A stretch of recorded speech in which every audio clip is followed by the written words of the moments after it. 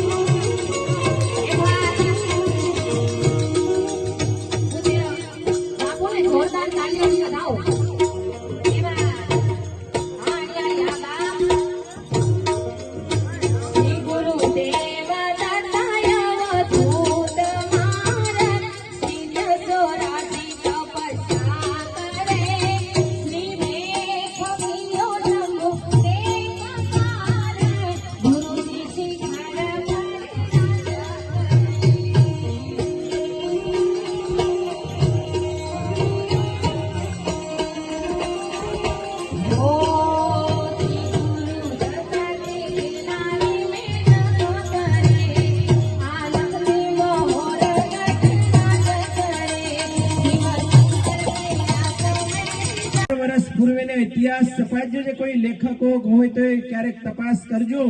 આખા વિશ્વમાં સનાતન ધર્મ ફેલાયેલો હતો અને અત્યારે પ્રેઝન્ટ ટાઈમમાં નાવ આપણે 125 કરોડે ઉભા છે ઓનલાઈન. તમે યુવાન મિત્રો સર્ચ કરજો. આપણે હિન્દુઓ બધા એક બાળક પેદા કરે છે, સામે 17 બાળકો પેદા થાય છે. એટલી સ્પીડમાં ભાગી રહ્યા છે. પોપ્યુલેશન સમસ્યા પણ આ દેશની ભવિષ્યમાં બહુ મોટી ઊભી થવાની છે. ત્યારે આપણી પાસે શું વિકલ્પો હશે? કાં તો દરિયામાંથી પડવું પડશે, કાં દેશ છોડવો પડશે. દેશ છોડો તો બીજો કોઈ એવો દેશ નથી કે મને તમને સ્વીકારે, કાં પછી ત્રીજો વિકલ્પ છે મને તમને ખ્યાલ છે. એટલા માટે 125 કરોડ માંથી આ વિસ્તારમાં મને દયારામ બાપુ, હું આખા ગુજરાતમાં ફરું છું. અહીંયા 80-90% કોળી સમાજના ભાઈઓ છે, માનદાતા મહારાજના વંશજો છે. ત્યારે આપ બધા એટલી મોટી સેવા કરી રહ્યા છો કે 26 કરોડનું પ્રતિનિધિત્વ આખા દેશમાં કોળી સમાજ કરી રહ્યો છે. અને એ પણ આ સનાતનની બહુ મોટી સેવા છે. અને ત્રીજું કાર્ય, 14મી સદીમાં ધર્મને નામે, ગુરુ ભક્તિને નામે, કર્મકાંડને નામે, મને અમુક પંડિતો અમુક વિદ્વાનો માફ કરે, પણ એ સમયે ધર્મને નામે પણ પાપ લીલા આચરાતી હતી. ભોગ વિલાસમાં ડૂબી ગયેલા હતા. ત્યારે રામદેવજી મહારાજનું અવતરણ થયું છે અને એણે 10 અને 20નો પાઠ આ પરંપરામાં લાવ્યા. મિત્રો યાદ રાખજો કે હિન્દુ કલ્ચરના બધા જ આપણી લાઈફસ્ટાઈલ છે ને અત્યારે પણ 3 કેટેગરીમાં હું તમે જીવી રહ્યા છો. એક ટોટલી બ્રહ્મચર્યનું લાઈફ, એ તો હું એમ કહું 100 માંથી 2% જીવતા હોય તો જીવતા હશે. બાકી સંયમનો માર્ગ છે, સુંદર પરંપરા આપી છે. અને ત્રીજો વિકલ્પ છે એ માત્ર ને માત્ર ભોગ. યાવત જીવમ સુખમ જીવેત ભસ્મીભૂતસ્ય દેહસ્ય પુનરાગમનમ કુતઃ. ઋણ કરીને, ચીટિંગ કરીને પણ તમે ઘી પીવો, પાપ કરીને પણ ઘી પીવો, શરીર બીજી વાર મળવાનું નથી. આવી છીછરી વિચારધારાવાળા લોકો પણ છે. અને ત્યારે રામદેવજી મહારાજે 2 પાઠની પરંપરા આપી હતી, 10 પાઠ અને 20 પાઠ. પરંતુ યાદ રાખજો વહાલા ભક્તજનો, જે પાઠમાં બેસનારા હશે ને કદાચ કડવું લાગશે, પરંતુ એ સમયે હું એમ કહું કે સિંહ પાંજરામાં પૂર્યો હોય અને કોઈ એમ કે આ સિંહ બહુ મોટો અહિંસક છે, ગાયનું મારણ, પશુનું મારણ કરે નહીં, તો આ વાત સાચી કે ખોટી?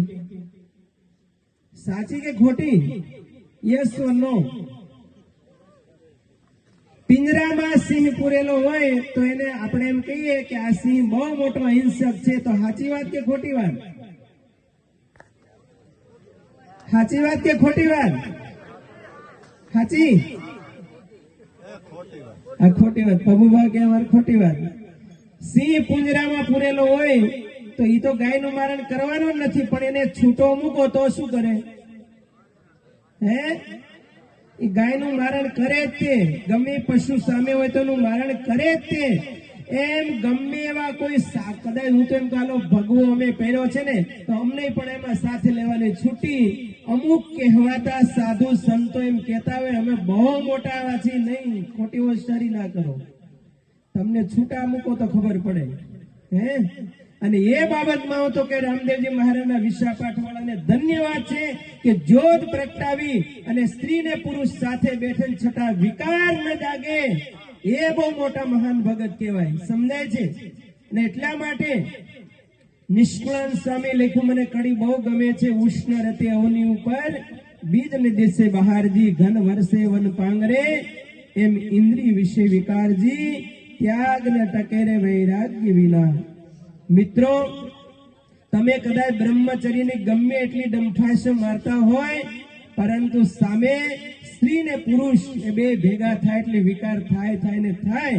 અને છતાં પણ તમારામાં સદગુરુદેવની કૃપા હોય, રામદેવજી મહારાજની કૃપા હોય ને, તો જ તમે બચી શકો. બાકી કોઈ એવા સૃષ્ટિમાં પુરુષ નથી કે એ બાબતમાંથી બચી શકે.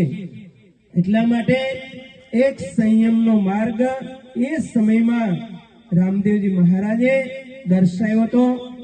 એટલા માટે અહીંયા જેટલા યુવાન ભાઈઓ બહેના બેઠા છે આજુબાજુના ગામના અને અણિયાળી ગામના, એ બધાને રામદેવજી મહારાજના આશીર્વાદ ઉતરતા રહે, સદગુરુ સંતોના આશીર્વાદ ઉતરતા રહે અને આપ સનાતન ધર્મમાં જોડાયેલા રહો. અને ફરીથી પ્રવીણભાઈ ક્યાં ગયા?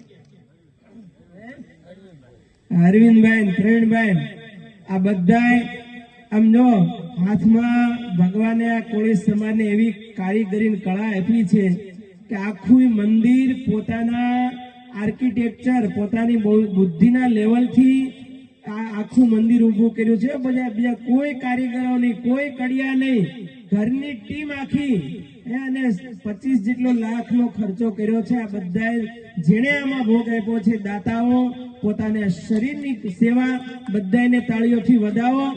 અને અહીંયા સનાતન ધર્મની જ્યોત હંમેશા પ્રગટતી રહે. અને ફરી આ ગામના સરપંચ મેહુલભાઈ અને અમારો રોહિત, અહીંયા જતાપરા પરિવાર છે, ધરજીયા પરિવાર છે, બીજા બધા પરિવાર, અને મારા રાજુ સાકરિયા દહીસરામાં જે પ્રોગ્રામ કર્યો હતો, આ કોળી સમાજમાં એક વર્લ્ડ રેકોર્ડ નોંધ્યો સાકરિયા પરિવારે. અને ત્યારે રાજુ ત્યાં હતો. હું તો એમ કહું, જતાપરા પરિવાર પણ રેકોર્ડ નોંધો, ધરજીયા પરિવાર પણ રેકોર્ડ નોંધો, અને બીજા કયા પરિવાર જ ગામમાં?